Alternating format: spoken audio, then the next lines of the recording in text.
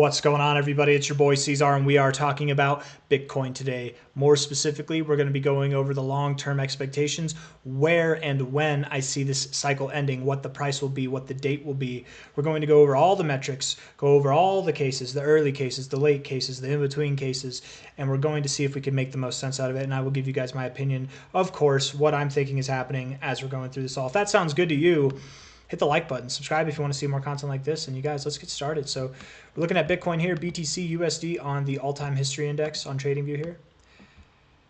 I think it's very important, as I do in all these videos, to just identify the bull cycles, right? Because a lot of people are like, what are you talking about with the cycle? A lot of newcomers, what's the cycle?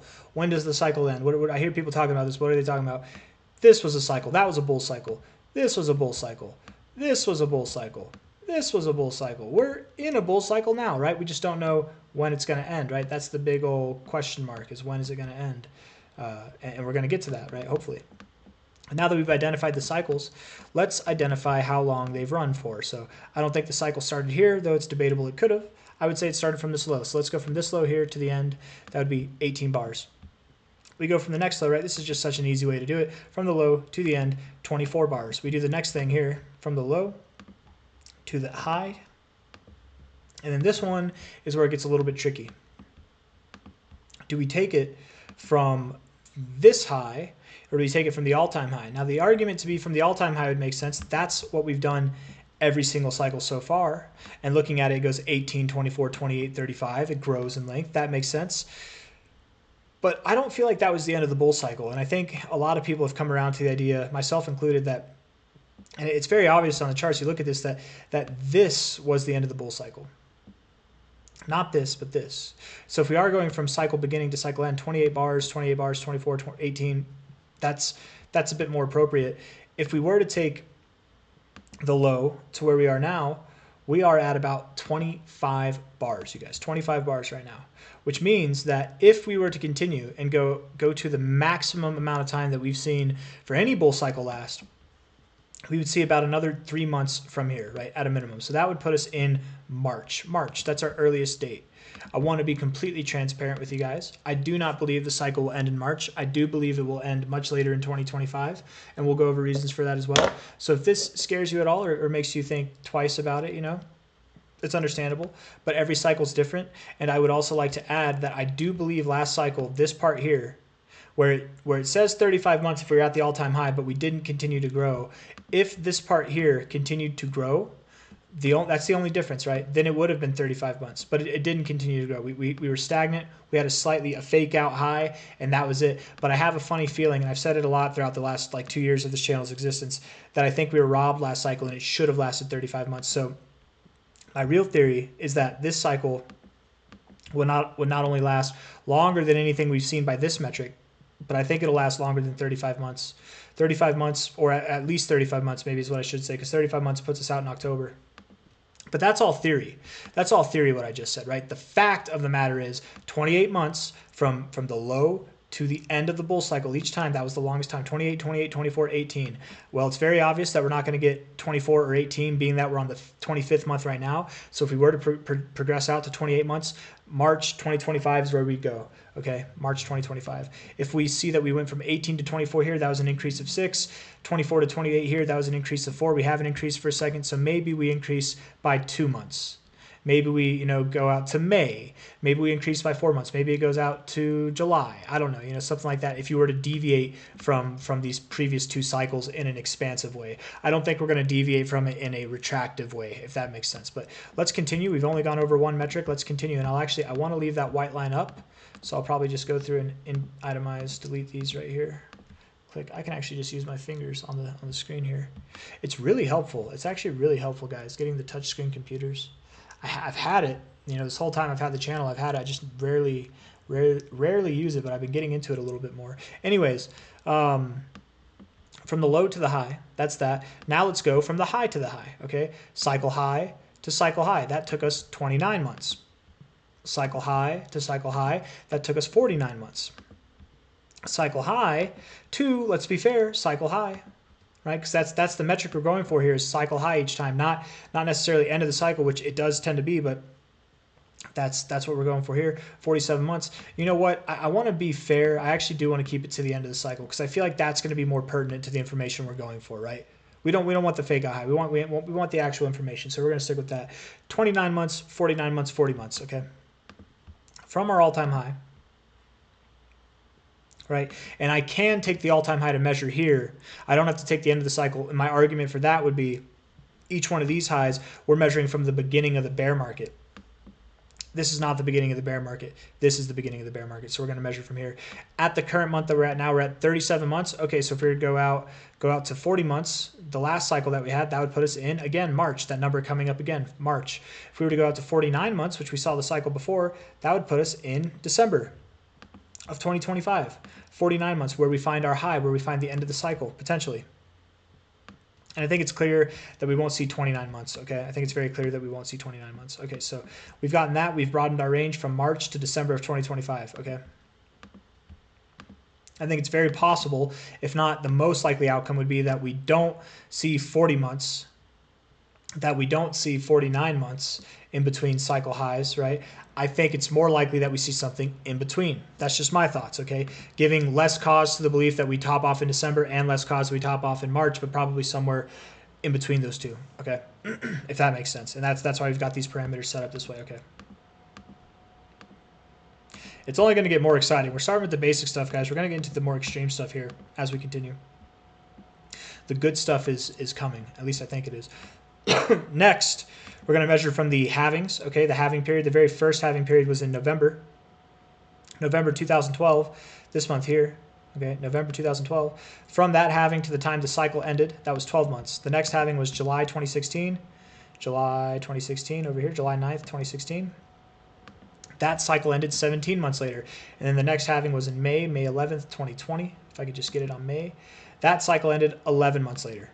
Again, I think it should have, my theory is that it should have gone this long, and that would make sense for a couple reasons, right? That's more on par with this cycle, but very real what we have in the charts, it's 11 months. So with that metric in mind, 11 months being the smallest that we've seen, from the halving that we had back in April 20th of this year, 11 months out, surprise, surprise, is March. Yet again, coming up. We've got 3 different metrics agreeing with March, at least to some degree, right? Then we go to 12 months, that would be April, okay? And then 17 months, again, a little bit later, that time is in September, okay? Getting toward that latter part of 2025. Still, with every metric that we've had so far, except for I think the beginning, the low to the high metric, we've got reasons to believe that something in late 2025 or early 2025 could be plausible. All right, we still haven't really gotten anything that's too definitive on this note, right? Nothing too definitive yet. But 17 months would be the longest that we've seen so far. Could we see something longer? Could it be that last cycle we were supposed to see 18 months, which could imply then that instead of 18 months this cycle we're supposed to see 19 months or longer, something like that? I don't know. Just running with ideas. Maybe not. I want to go back and take all these away. Okay, we're going to take those all away. Now we're going to throw the fibs on there. Now we're going to take the cycle high, the very first cycle high, and put the cycle low, the very first cycle low down, and measure where we went on a fib perspective, okay? Overall, this cycle went all the way up to its 2272, okay? And the reason why we're moving on to price is because we've just finished up our date range, right? I don't think we're going to get outside this date range anymore. I think we've gone over all the metrics as far as seasonality goes, cyclicalness goes. If you want to do something else, actually, before we continue on with the price, maybe we could do election cycles, just to like throw that into consideration. But November, that was the first halving year, okay? That was also an election month, right? November, that election month, that was 12 months later that we topped off.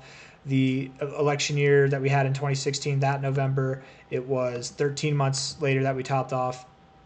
And then if we were to go to this November of 2020, it was 5 months later that we ended the bull cycle, but we didn't start the bear cycle till 12 months later. And the reason why I'm taking it from this one on this occasion, on this metric, is because 12, 13, 12, that all lines up. And again, and I want to go over this specific reason. I keep talking about it, but I want to go over why I believe that this area here, why we got robbed, why, yes, the very literal information we see before us, the end of the cycle was here, but I think this cycle should have continued further, and I think the price was repressed, suppressed, whatever word you want to use.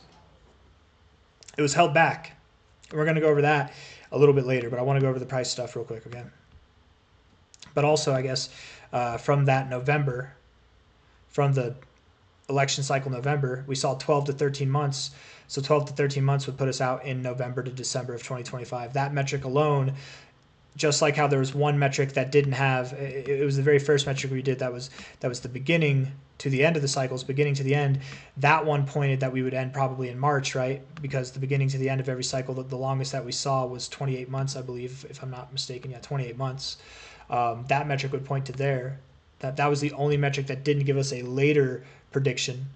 But then we just did the election cycle prediction, right? Or the election cycle metric, I should say, basing our how much time do we have left in the cycle after the November month in the election year of 2012, 2016, and 2020. Each of those times we actually continued for 12, 13, and 12. And I'm giving this one the 12 because, again, it comes in line more with that, and I will explain why I think we were held back and why seasonality wise it would make sense to expect, I think, that this cycle does go another 12 to 13 months after the election, but we'll get into that. It is still very possible, and I want to say, even though I'm providing my own input and my own opinions, my own subjective ideas, that we probably don't stop the cycle in this earlier phase, we probably do go into the later phase. That's my thoughts. That does not mean that we can't top off in the early phases. There's plenty of metrics that suggest we could. There's more things than what I've gone over that suggest we could as well. And we've got a lot more to go over still, you guys. So just, buckle up, hit that like button, subscribe if you haven't. If you're paying attention to this video, watching, you're doing your homework, you're definitely going to learn something if you haven't already in this video. We've got a lot to go. So let's keep going. Again, high to low. Your whole cycle moved up. You topped off right above the 2272, right above it. And you came back down and you double bottomed. You found support on the 1618. 2272 down to the 1618. Okay, beautiful. Next cycle, high to low here, high to this low, right? You moved all the way up to your 2272, just above it, again, just above it. And then you pulled back, this time a little bit below your 1618, but you did have another bottom on it, two bottoms like last time. This one was right on the 1618, and then you rallied up from there, right? So just above the 2272 again, cycle ending high, okay? This high to low, we only went to the 1618 this time. Only to the 1618. We did not go to the 2272. It was the first time ever in Bitcoin's history, first cycle, that we did not exceed the 2272. This time we went to the 1618. We went just above it. Like the previous two times, we went just above the 2272. This time we went just above the 1618, okay? So now what we have established is that Bitcoin, throughout its entire existence, whenever we measure these fibs from a cycle high to a cycle low, has at a minimum seen its 1618 as resistance, and normally two out of three times it's seen the 2272. 1 out of 3 times it's seen the 1618. So in that sense alone, we can take other lines. Now we've got our two vertical white lines. We're going to put two horizontal white lines on there now. Our 1618 right there to our 2272 right there. Okay, we delete the fibs. That's our box. That's our target area. We're refining our targets a little bit more, right? If we end, and I would say it's probably not likely that you'd be at 467K by April, March. It's probably not likely that you'd be there. And then it's also probably not likely that we would only be as high as 180K if this cycle progressed all the way until the end of 2025. So if you were to, like, I don't know, I would suppose like this kind of section is more likely. This is not technical analysis, and then this kind of section would be more likely if it was a later top off. I don't know if that makes any sense, but let's keep going with price stuff here. Okay, so that was the 2272. Okay, 2272. I want to go over now why I believe this price action here at the end of the cycle ended here, and we had a crab market, and then we moved down instead of a blow off top like we're accustomed to. Why I think we were supposed to move up, but we just didn't. Why we were held back, right? There's so many reasons for it. Whatever I give here, whatever my personal opinion is, it's not going to be the full detail. It's not going to be everything. It's not going to be the whole truth, but I think it will be part of it. Okay, so this is my spin on why I think BTC was supposed to go higher, but it didn't. Why it was destined for more, but there were things that stopped it. Okay, first and foremost, this back here, you guys remember what this was? This was the COVID crash, right? COVID happened, late 2019. We saw the effects hit the world, especially like on an economic and just like a kind of like a worldwide coming to a halt perspective, right? The world went on pause. back in this time. This was in the middle of our bull run, right? We had this happen literally in the middle of our bull run. Why can't I talk? And then we came out still during post-COVID times when things were not so certain in the world. We had the Ukraine-Russia war kick up, right? We had a change of of administrations from Trump to Biden, whether that was good or bad. I mean, hey, it looks like it was received positively for a second and then received negatively for a second. Whatever. Regardless if that has an effect or not, the election cycle that time was November, and we did have positive results afterwards. But the point being, we did have a transition of power. We saw the Ukraine-Russia conflict take place. We had post-COVID kind of things going on, high inflation. We had interest rates on the climb, on the up and up. It was not ideal for the global economy at this kind of time, right? The markets that were not having a good time. We were fighting a lot of different demons on the money front, right? The dollar, especially, beyond just giving us high levels of inflation, was also coincidentally giving us levels of strength that we hadn't seen in a very long time. We're actually growing as far as strength goes in the dollar. And how we saw growth, how we gained strength with the DXY, and we saw high inflation with the USD.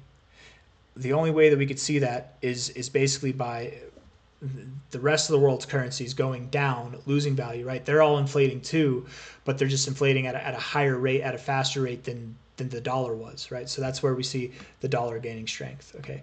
And this has a very important part. If I lost anybody, if anybody's losing losing interest, just bear with me. I promise you we're going to get some more exciting stuff. $107, or not $107, I'm sorry. 107 is the read now, okay? We've been in a very dominant uptrend with the DXY, higher lows, higher highs, okay? Moving up here. Very, very dominant uptrend in the DXY. Everyone says the dollar is going to zero, and of course, it's inflationary. It's going to lose value versus itself year after year. But the DXY has actually been in an uptrend. The dollar itself has been in an uptrend versus very key, significant world currencies, right? So it's only gaining strength. The dollar is not going to become irrelevant, not in my lifetime. I do believe it'll be replaced as the world's reserve currency. I think a crypto will overtake that, or maybe multiple cryptos will overtake it, but the dollar will always exist and be used, I think. But that's besides the point. I'm getting distracted here. What I'm trying to say is if we compare this, we put this onto Bitcoin here, BTC. We're on the all-time history index there, new price scale. We throw that on, we put it in logs so that it's nice and evened up. We can see that we have, again, our Bitcoin bull cycles. I feel like they're pretty easily identified. I just need to get this. We've got our Bitcoin bull cycles here. Okay, you can see them if I scrunch it the right way. Right, bull cycle here, bull cycle there, bull cycle there, bull cycle there. We're in a bull cycle now, right? Bull cycle after bull cycle. This bull cycle, if you notice, happened during this piece of the DXY, which to me, if we're looking at the chart, it looks like we bottomed out, we had an impulsive move up, and then we consolidated for a while. In other words, Bitcoin had its debut bull run during this long phase of consolidation for the DXY. Okay, then we started correcting here, which is actually at the base of this consolidation. When you bottomed out on your consolidation and started moving up, that's actually when you started moving down, when you topped off and you had your first bear market. But you're still consolidating, so boom, Bitcoin had another bull market while you were consolidating.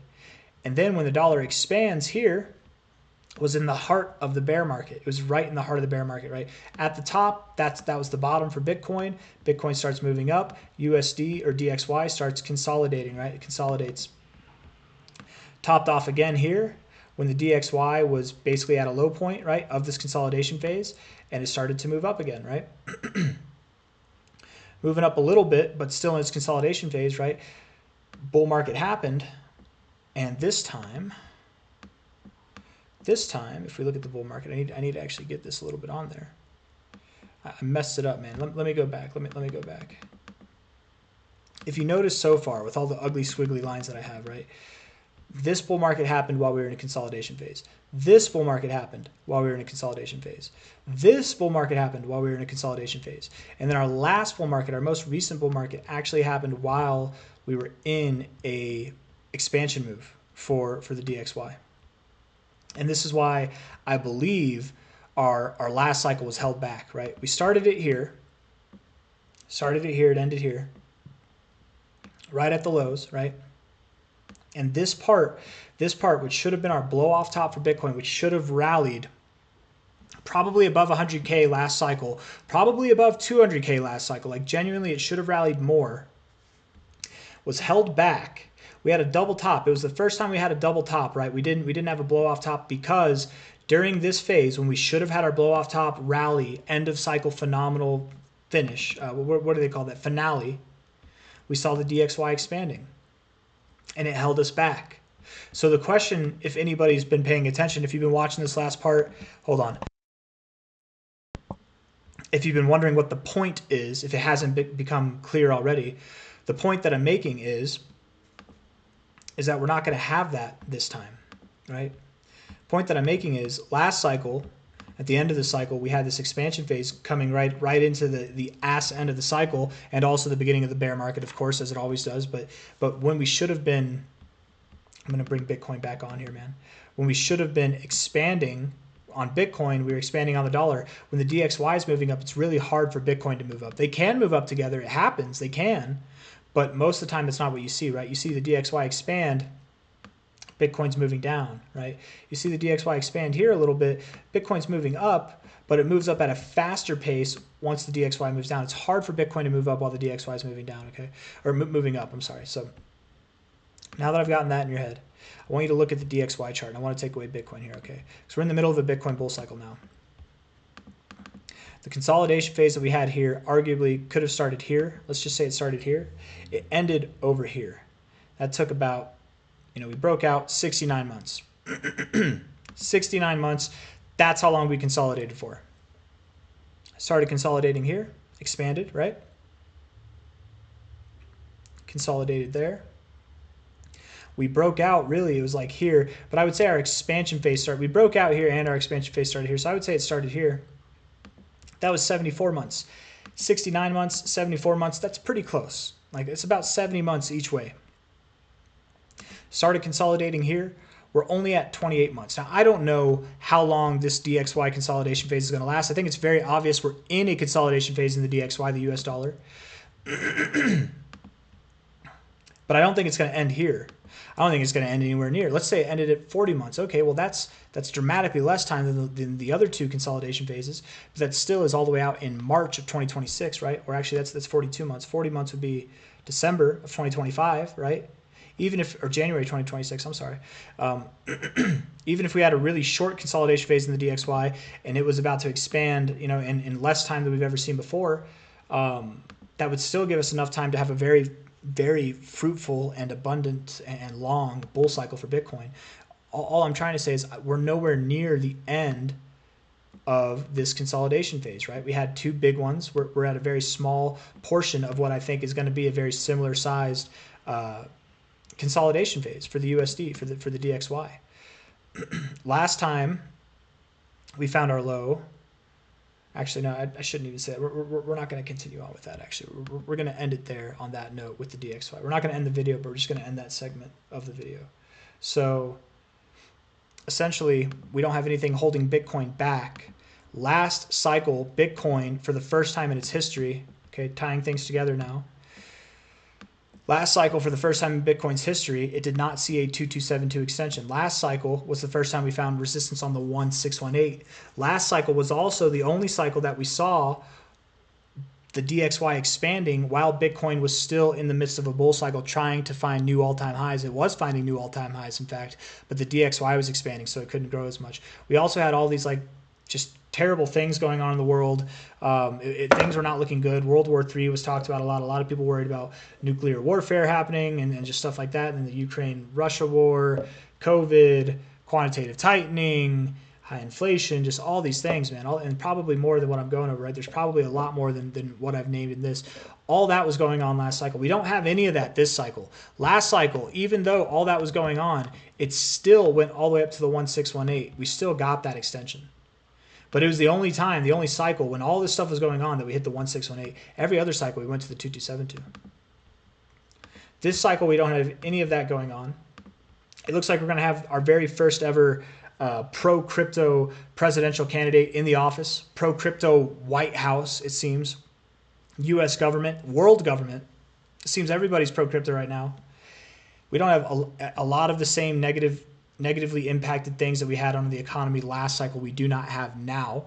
We certainly do not have the DXY getting in the way, which to me, I think this is the biggest deal. This is the biggest metric. We don't have it expanding while we're in the bull market. It has been expanding the past 3 or 4 months alongside with Bitcoin, to be fair. When the DXY stops expanding, that's probably when Bitcoin's really going to rally, and I think it will rally. And that's my whole point. The DXY is in a consolidation phase. In this consolidation phase, do you think it's at a high point or a low point? My thoughts would be it's at a high point. When it comes down, you're really going to see Bitcoin take off. If Bitcoin takes off from here, the target zone is 173K. I know I got all these lines, 173K to 462K, right? And both times that we've tipped the 2272, we went just above it. And the one time that we went to the 1618, we went just above it. So really it says 173.5 because that's your 1618, right? That's right there. Really, you should think probably more like 180 as the minimum target, 190, 200K, right? Because just above that is 200K, and that could be where you go. The 2272 being here at 467, you should think just above it. What's just above it? 500,000, $500,000, maybe even more than that, right? That's the target area. And I very much do believe in this cycle with inflation being under control, with a transition into a very, very, very crypto-friendly administration. And what was the last thing I was going to say? We got inflation under control, crypto-friendly stuff in administration. I'm losing my thought here, guys. What was I going to say, damn it? I don't remember what I was going to say. Essentially, I think it's going to be a stronger cycle. That's basically what I'm getting at. Is I think this cycle, I think last cycle was robbed. I think that we stopped at the 1618 and really we were supposed to hit the 2272. This cycle, I don't see us hitting the 1618. We don't have the expansion. That's what I was going to say. And we don't have the expansion of the DXY. That's what I was going to say. And we don't have that. So I really don't think there's anything stopping us from 462 or higher. Okay. There's one more thing I want to go over before we end the video. And this is something new, but something you guys have probably seen elsewhere. It's the pi cycle indicator. I've recently incorporated that in my templates here, and I just think it's worth taking a look at, right? It's supposed to be looked at on a daily basis, not on the monthly basis or on a weekly, right? So the way the pi cycle works, okay, essentially is that the bottom here happens, I forget if it's when the red line or the orange line crosses the blue, but it looks like you got kind of both of them at the same time, crosses the blue. And then here, whenever you have the red line cross the green, that's whenever you have your top, right? That's whenever the top comes in, okay? Whenever you're in bullish phases of the cycle, and I'm still learning about the pi cycle, right? I don't know everything. It's more in depth than just looking for these crosses. There's more going on with it than just that, right? Like you have these kind of bullish runs begin, you're finding support on your red line here, and you get the separation, this cross, the red line above the orange line tends to be a good thing, right? Whenever the red line crosses above the orange line, you're at the low down here, you start moving up, right? You really start getting going. We actually haven't crossed back. Whenever we cross below it there, I would call that support. That's kind of crazy. We're below it now. I would assume on this next move up, this red line probably gets going as well, right? It probably gets back above there. But the red line, again, going to the green line, that's what's going to stop. That's what's going to be the end of the cycle. Okay, we're very far away from it. If you look at what happened last cycle, we were, let's say, right here, I guess. I don't know, kind of similar circumstances. Similar circumstances where the orange line was breaking above the red line, right? The red line was above the orange line, and then the orange line took place. It went over the red line. We had this consolidation phase. We started breaking out, whatever, right? We were moving our way closer and closer to the green line here.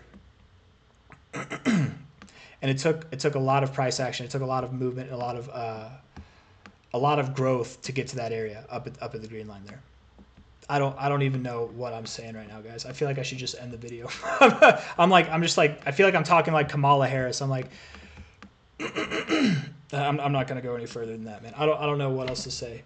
I'm running out of steam. Essentially, when the red line hits the green line, and we're very far away from it right now, okay, we've got a lot of time left. I don't see us ending the cycle at 170K.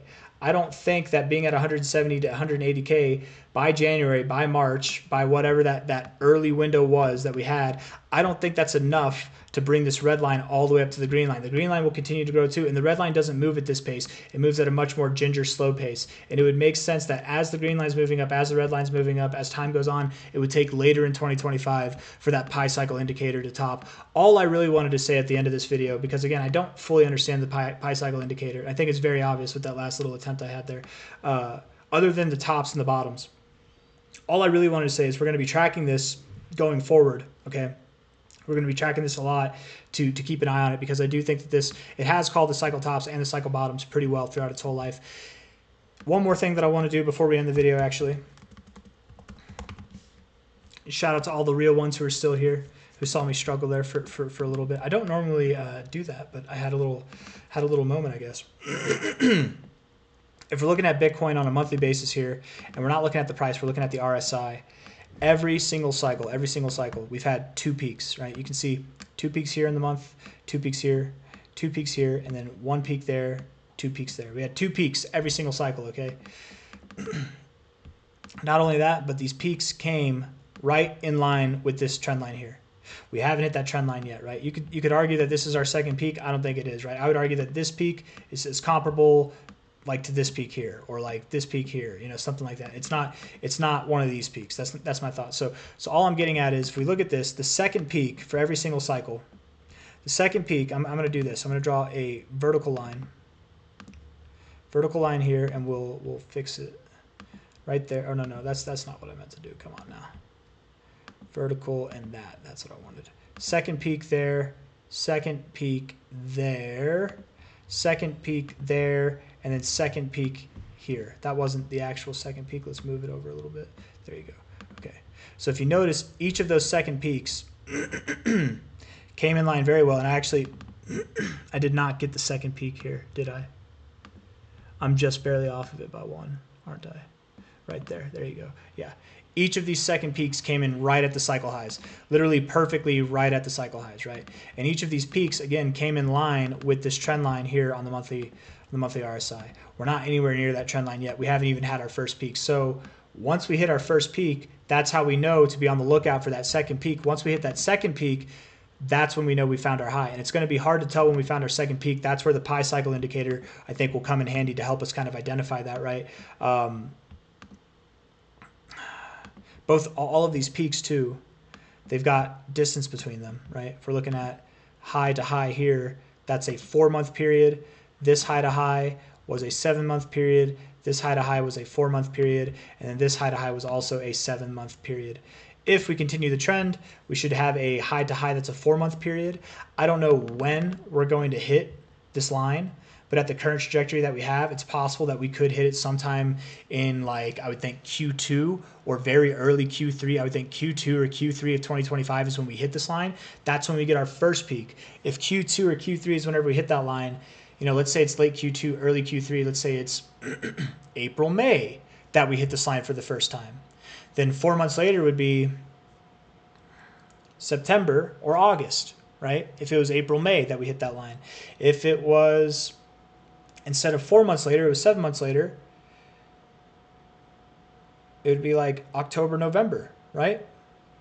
So I'm just saying, I don't think by this metric alone, and by the pi cycle indicator as well, I don't think that we're going to end this cycle in March. I don't think we are.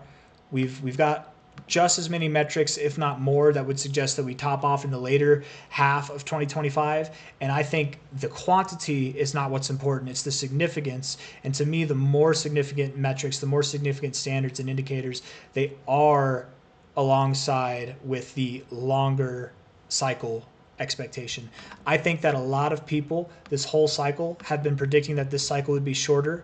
I think a lot of people have started to come around to the idea. I shouldn't say a lot of people, but there's more people that have come around to the idea that this cycle will last longer. But there's this, for some reason, just like since the beginning, everybody, like, we're in a bird box and everybody just started to agree that this cycle was going to be shorter for some reason. it doesn't make sense to me. And I think that oftentimes we do exactly the opposite of what people expect. Last cycle, we were expecting a longer cycle, and we got a shorter cycle. This cycle, everybody's burned from last cycle, so they think we're going to get a shorter cycle. While we have more positive world economic conditions going on, the dollar is not in an expansive phase. Bitcoin is more bullish than it's ever been. Crypto is more bullish than it's ever been. It makes sense to me that this cycle, if anything, would be longer than the last cycle, bigger than the last cycle even. And certainly by these metrics, especially with the RSI here, I don't think we're anywhere near the high. And we'll just monitor this as we keep going forward. So I got nothing else that I want to say. If you guys like the video, hit that like button, subscribe if you want to see more content. What I got hung up on earlier with the pi cycle here, guys, is just I was trying to talk about how the pace of this red line, even whenever you cross above the orange line, it doesn't like pick up super fast, right? It took you were all the way down here, basically in the middle of the zone between the green and the blue here. You were in the middle of the zone in December of 2020. It took you until April. It took you 4 months later to get to that green line, okay? Because the green line moves up too. So even whenever you started getting things going, it still took you 4 months before you hit that green line. We haven't even started getting things going. Red line's still below the orange line. We're in the middle of the zone. We haven't even gotten things going yet. So we've got a lot. We definitely, I think, have more. If we had 4 months last time when things were getting going, I think that we have at least 4 months, if not more months, and probably more months from here, but time will tell. Anyways, guys, that's all I got. Hit that like button, subscribe if you want to see more content like this. Thank you all for being here. Bye-bye.